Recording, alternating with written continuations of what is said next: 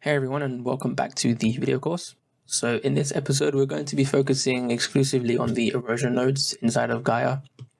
Erosion is an integral step to any sort of terrain work. It's really where your terrain starts to blend everything together, gel all of your large forms, and give you those small details such as the weathering effect on your rocks, the rivers, the valleys, any sort of water erosion that might occur. And in the previous video, that's why I explained that I didn't really mind what my terrain looked like at this step, these stages, because I knew that with some erosion, we could really blend everything together to get something that looks more believable, more natural, and somewhat visually appealing. So don't worry too much if your terrain looks odd at any given step. You can really use the erosion to just mix everything together and smooth things out and get that natural feel.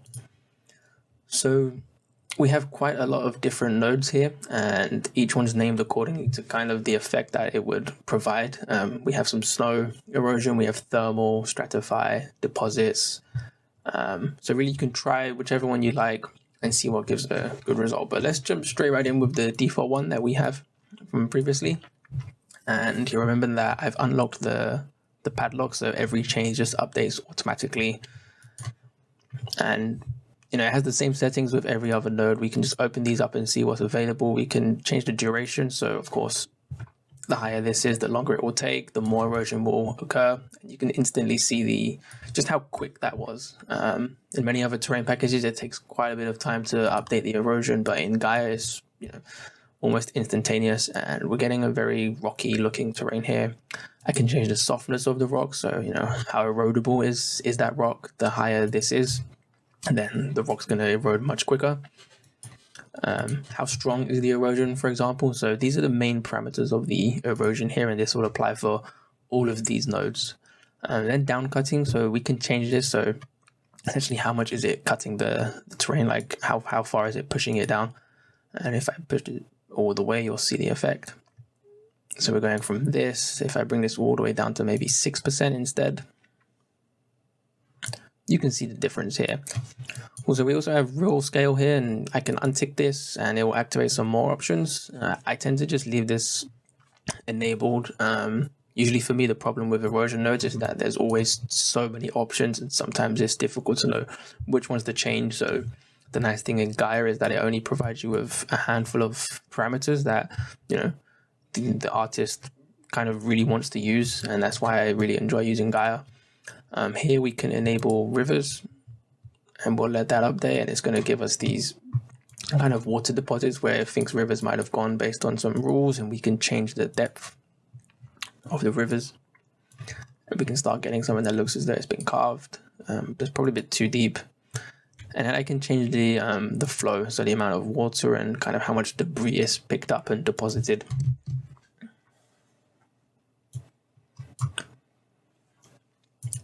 Cool. And then we have some other selective processing here, so we can apply erosion strength, and we'll see what that does.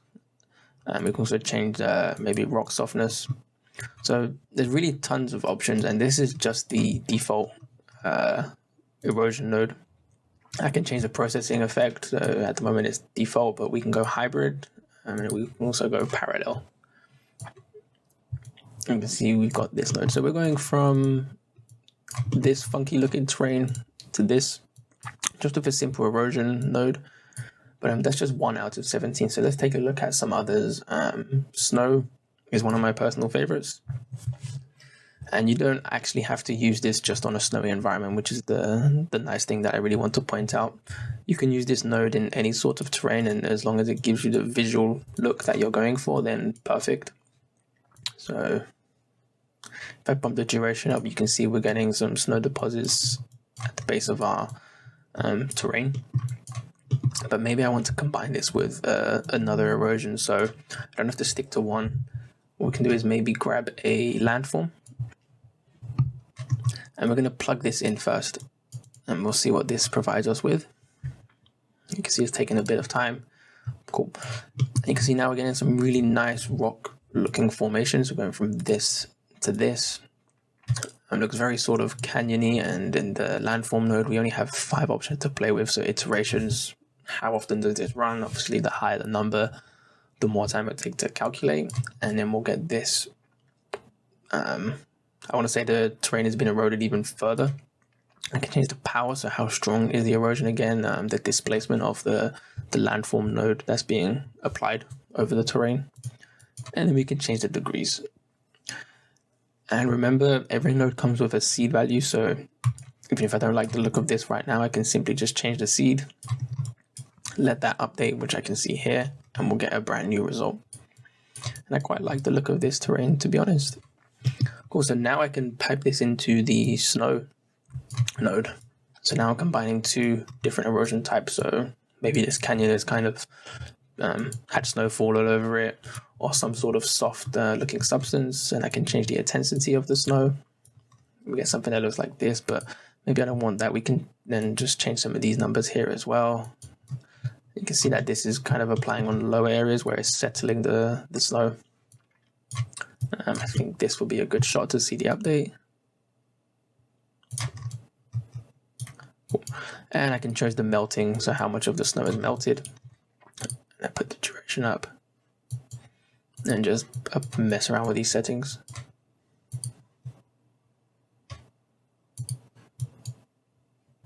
Cool, so now you can see one of the bugs that we've run into, and it's just not updating the viewport, unfortunately. So what we're going to do is do a force refresh. And what it's going to do is recompile all of the nodes just to ensure that it's actually updating in the viewport. And of course, if this doesn't work, then I'm going to restart the software program and reload my scene. Cool, so we can see us applying something onto our terrain. It's just a case of seeing if it's actually working, and it is. There we go. So it's a great option to use if something breaks. So that's the snow node. I really like this one, and there's some more options here as well. So again, real scale, we can use a mask to apply in specific regions. Another good one is the stratify node. So I tend to combine 2 to 3 per terrain, try to get something that looks visually appealing. So stratify kind of does, I want to say a cells-like thing, but it's giving a stratified effect to our terrain here, and you can see it's gone back to this really rocky-like formation. So we could then take maybe this first, get this kind of looking terrain. Actually, I will leave that there. And now we can start playing with the strength. Cool. And the substrata as well. And again, we have some parallel processing. So how large are the trunks, the edge blending, and you'll see this is taking a bit more time, working at 1K at the moment. So let's go ahead and take a look at the alluvium. So what this one does is kind of deposits of clay, dirt, sand, pretty much left over by river valleys, etc. So this is a really good node for canyons. And if we just go ahead and change some of these settings, so the amount, let's go 100%. So you can see right now with the previous node, we have these layers, and then the alluvium is kind of flattening that out where the deposits may have been. And if we just bump up the chaos, here, apply. And then let's take a look at the breaker and apply that on as well. If we just put the duration up a bit, let that compile. Cool, now you can see we're getting a lot of breakage in our canyon. All of the walls are kind of being indented, kind of where the weathering might have taken effect, and right now we can see the difference instantly. And maybe the river length we can increase and put the erosion power down.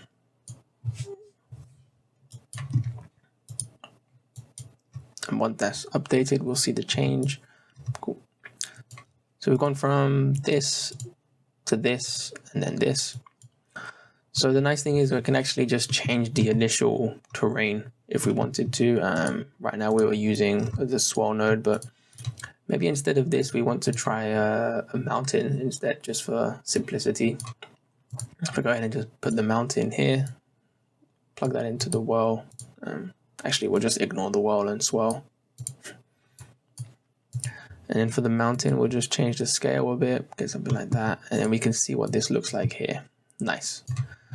And now if I just take a look at how the erosion is affecting this, you see we're still keeping all of this logic that we put in place.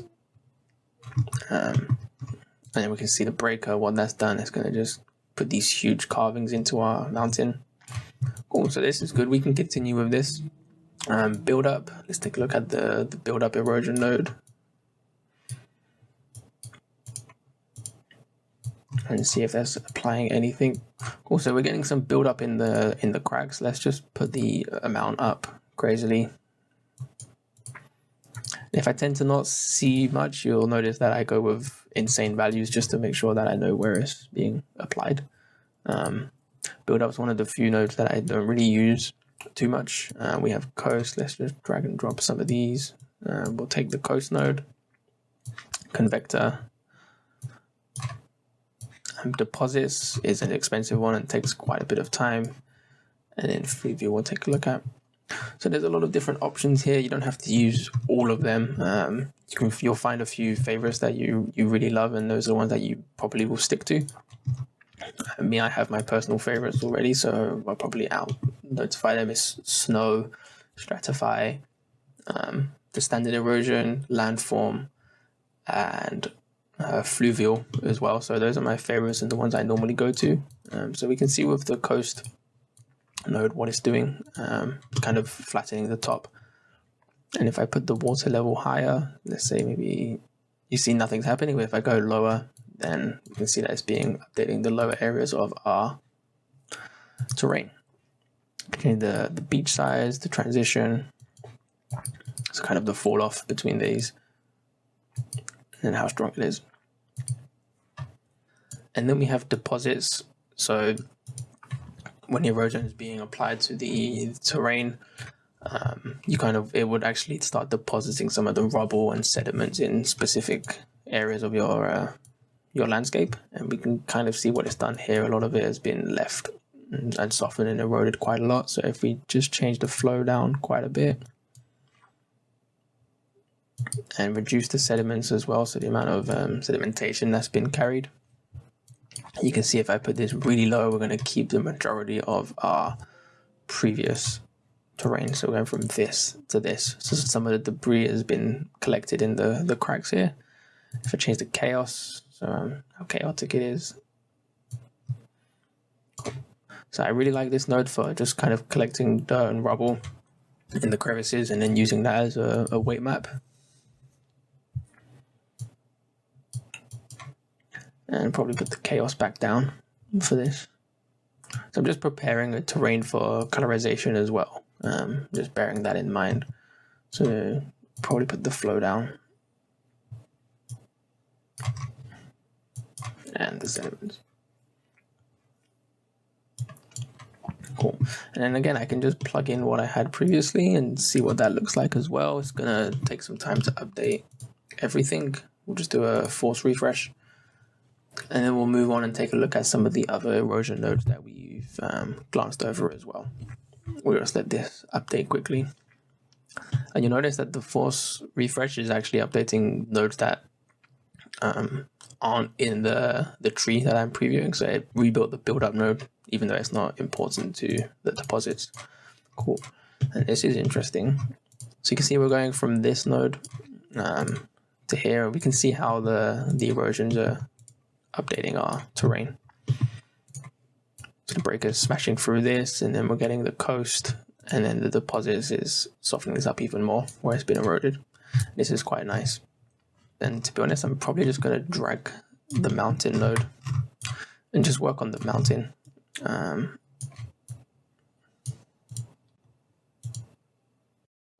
Take a quick look at this. Cool. So now you can see we're getting these, the water lines on our mountain, and depending on the settings that we're using, so the baseline, the radius, the random, and then again we have the seed to really get tons of variation on this. You can see even at 0.5k, this one takes quite a bit of time to update, and we can change the granularity, the radius. Let's just update those as well. Put the duration down so it doesn't take as long.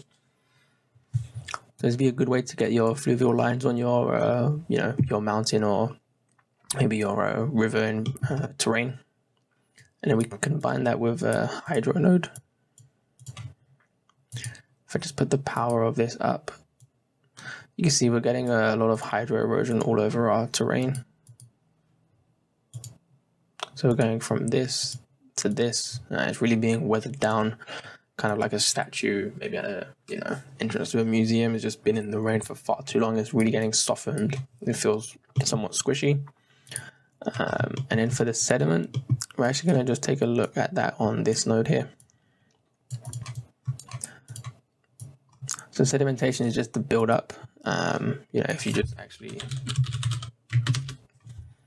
if you just Google sediment, you'll see what it's doing. So it's just the material that settles at the bottom. So when the erosion is taking place, it's collecting all of this debris, and what's collected at the base is the sedimentation. So you can see here around this area, the sediment node is just collecting all that dirt and making it transition nicely, and we can enable drift, increase the strength of the drift and also the power of the sedimentation, and now we're getting a nice result. And if we go from the breaker node, you see we're going from this really rocky looking terrain to something that's a bit more softer on the lower areas where the debris collects first. So we'll leave that there. We'll just move the fluvial and the hydro. So we'll continue with the sediment node. If I just apply micro erosion, this is really kind of in the name. It's similar to the basic erosion node, but this is on a far smaller scale. And you can see if I put the strength up, it's really small values and it's just eroding on a really small scale. I tend to not really use this one. I find it has, again, too many small details. So this isn't really one of my favorites, but it might be useful for your use case scenario. Rock slide, again, in the name is just where the rocks have been deposited, where it's slid down the terrain. So I find this one similar to the noise, similar to the rocks filter. It tends to just add small details all over your terrain. If I put the strength up and just enable the auto apply, you can see where you have these small noises everywhere. So this would be good in a mask, which we'll take a look at in the next video. But I could add slope based and just have it on the flat surfaces. But right now it's just too rocky everywhere. And then the last two are snow and thermal. So we took a brief look at the snow and how that worked. But personally, this is my favorite one. I use this in most of my terrains. It really does a great job at really giving a nice fall off from like the steep cliffs that you might have to the ground level. So just simply going from this. And we've locked the visuals. Cool, let's just plug that into the breaker instead. Cool. If I just apply the snow even higher and put the strength up. Why does that one not work? So you see that we do encounter bugs, and the reason I'm not editing them out is just to showcase you that this software is new. So do expect to run into some of these issues, and now you can see that it's working. There we go. So snow gives us this really nice sort of blended look between everything, soft and fluffy. And then the last one is the thermal. And this is just, heat erosion, perfect for sort of canyon environment. We can change the strength, better auto apply.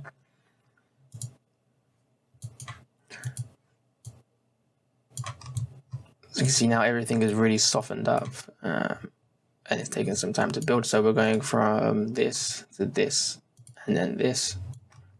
So we kind of need to find a correct logic of how these would occur. I mean, we would have some thermal erosion, and then we would probably get some sedimentation, and then maybe some deposits. So if we just clean up, and then we can put those in order. So we'll remove the micro erosions. We'll remove these three, get rid of the build-up and the coast. And what we're going to do is just plug the thermal into the breaker. And then we'll do some sedimentation, and then we'll do some deposits. And we'll just let that update. And even in those quick steps, you could see how quick the erosion was taking place. I think the thermal was a bit too powerful. We'll just auto apply and change the duration. Cool. So you can see the thermal softening things up. Sedimentation is really softening the lower regions, and then we're getting some deposits on our terrain. Cool. And we can always just auto level if we wanted to, but then we're going to get something that looks like this. So you can play around with these values if you want to. Play around with the bias to get a bit more of that height back. Cool, and then we have something that might fit inside a sort of canyon environment. It just needs a bit more noise. Maybe the thermal's a bit too, maybe the sedimentation and deposits are a bit too strong, but for now this will be perfectly fine. Cool, so just FYI, I'm running this on a Ryzen 2700X and a 2070 Super, so the erosion is kind of just calculates super quickly, but depending on your rig, it might take a bit more time. In the next episode, we're just going to take a look at using some of the selectors and data maps to get our the masks that we can use for texturing. So I'll see you guys on the next one, and remember, we can just always update the map here if we wanted to. I'm going to just quickly do that now, just to really showcase the power of procedural generation. I mean, we have this Voronoi effect. We can clamp this down, maybe something like this, and I can just plug that directly into these terracing nodes. And if I just let everything recompile, we're going to keep all of the erosions that we've set up with their settings, and we're going to have a brand new terrain in a matter of, I don't want to say seconds, but maybe a minute or two. And the nice thing is we can see where it's currently updating everything at which step, and you'll see that we have a flat terrain, and we can just always go back and see what node is actually causing that. At this point, I'm still quite happy with the visuals here. The thermal's softening quite a lot up. We have some sedimentation, and then the deposits are just really giving us this sort of terrain. So at this point, I would probably stick with what I had at the breaker, and work with this. Or maybe this. Yeah, I'll probably stick with what I have here. Cool. So yeah, I'll see you guys on the next episode, and catch you around.